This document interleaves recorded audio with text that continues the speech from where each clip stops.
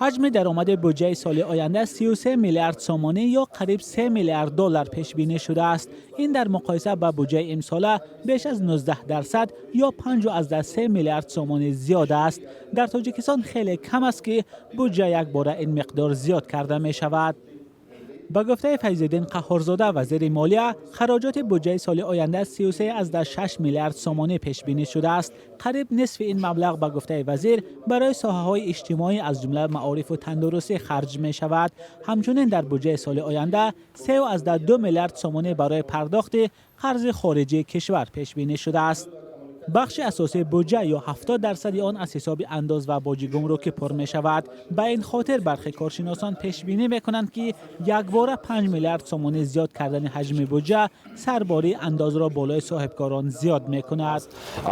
از همین خیابان رودکی از اولش تو با صدور گید صدها مغازه و مکتب‌های محکم شده رو به مشاهده می رسند. اگر صاحب همون صاحب کارون اگر صاحب همون بیناها رو اگر یک پرسان شد برای شما فعالیت خود رو قطع کنید سبب اون رو به انداز تکیه می‌دهد. تحلیل‌ها نشان می‌دهند که ولی مقامات پیش بینی می‌کنند که مجموع محصولات داخلی سال آینده 7.9% زیاد می شود و افزایش چشمگیر بودجه به این خاطر است. کارشناسان تاکید می‌کنند که مقامات به جای زیاد کردن بودجه باید خراجات دولتی را کم کنند. صاحبکاران در حیرت در آنند که